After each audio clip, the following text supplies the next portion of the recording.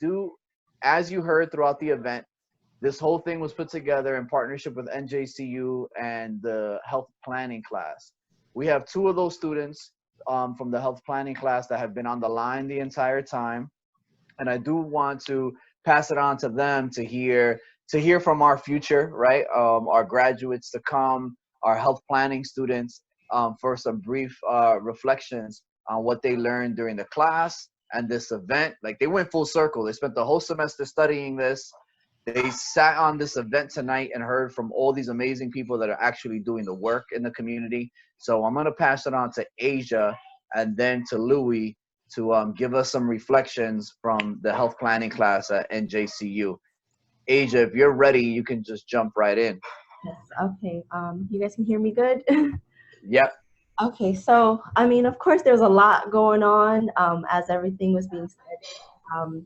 So much to take in and possibly spit out in return. But just a little background, I am from Jersey City, went to PS24, went to Ferris High School. Right now, I am a student intern for the Women's Center at NJCU, Specker River Women's Center, full of tons of resources. So this is just right on, put that in my bag of more resources. And I'm also a swim coach at Ferris High School and former assistant coach for McNair Academic High School for tennis.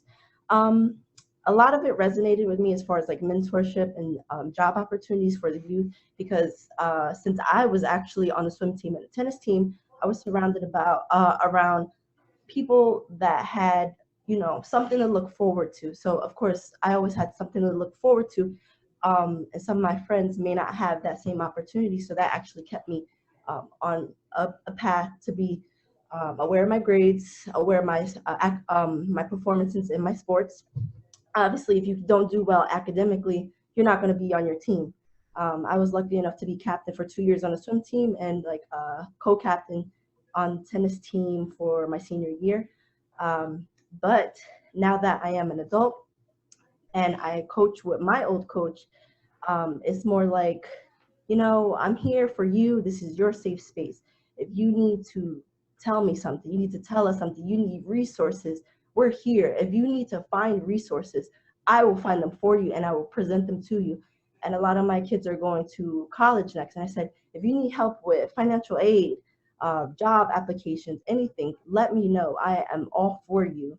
So I always tell them my line is open, text, group me, social media, whatever way they need to contact me, I'm available. And the reason why I'm like that, I felt I needed that growing up in Jersey City. I moved around all over. I was on Community Park, Clinton, Myrtle, Madison, um, where else? Grant. And then my freshman year of high school, my single father that raised me passed away. So there's a lot of different directions I could have taken, but those sports kept me aligned. My coaches kept me aligned, and my friends around kept me aligned. So being able to offer that to anybody that comes to my team, even if they're not on my team, I'm just like, find something that you like, join a sport, join an academic club, tap into your hobby. I always say, I want you to reach your highest potential. And you may hate me now, but later on, you're going to be like, thank you. So that's just me offering myself to the youth of Jersey City. And I say, just because you stop swimming for me, or just because I don't coach you in tennis anymore, I'm still available to you. I'm still here, and I always will be here. And if you graduate, call me, invite me, let me in. So that's just a piece of me.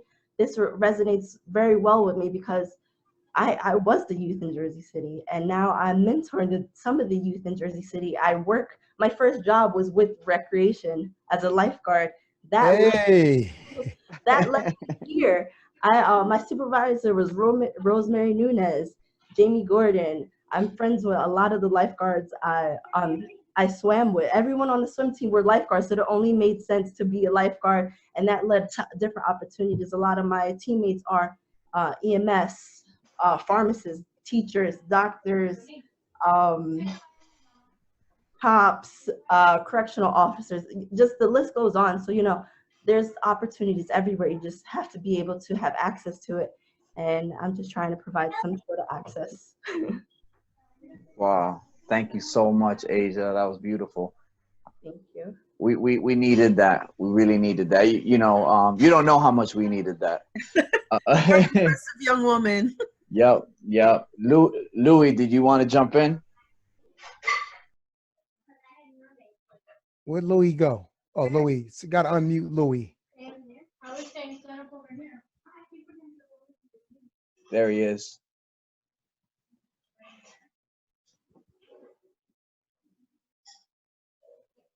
Are you on, bro? There we go. We see you.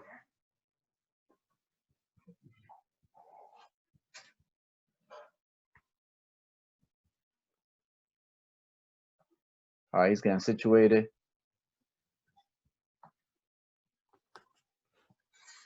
Louie, you good, Louie? Hold on one second, please. He's on.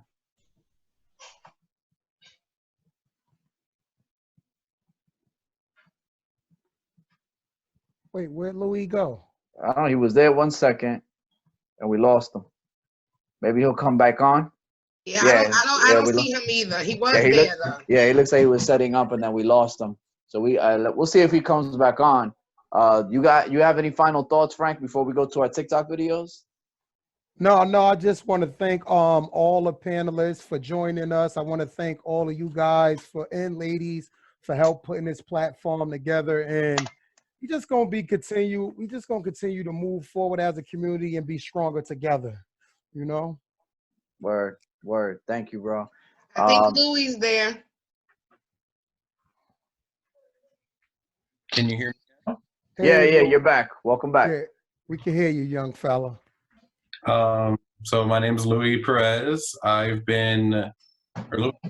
mother has been in childcare for the past 30 years, and I myself have been a foster sibling to over 14 kids in the past 10 years.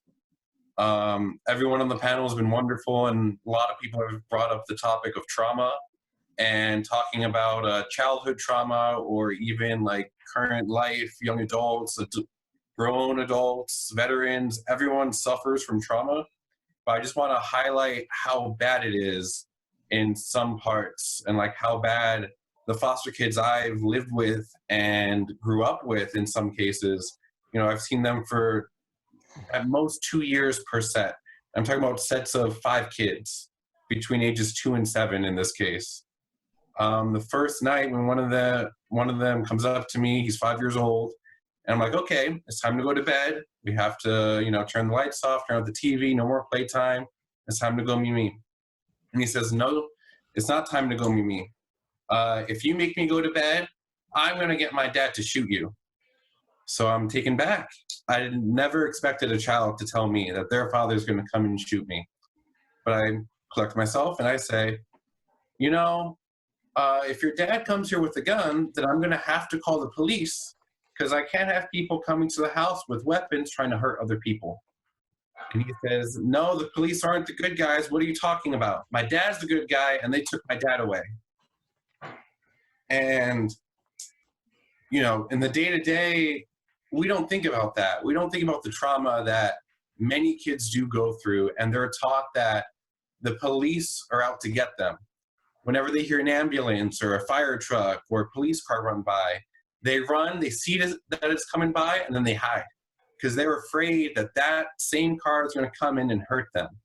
And it's so ingrained in these children that they don't know any better. They do believe that the police are always out to get them and no one's ever going to help them. And then besides not being able to get help from outside sources, they have a very deep connection to their abusers, really. The same child told me that, I tell him it's time to go to bed.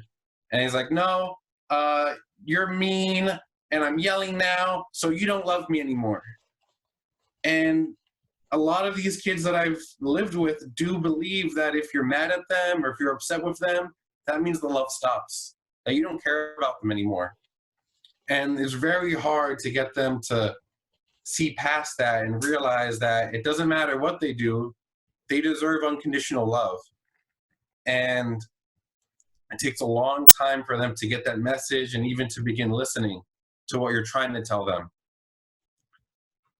over the 2 years that I've had that specific child with me in my family, with my mom and myself, he started to learn that, you know, not every adult male is an abuser, that not every grown-up that they haven't seen before is going to hurt them or take them away from their family.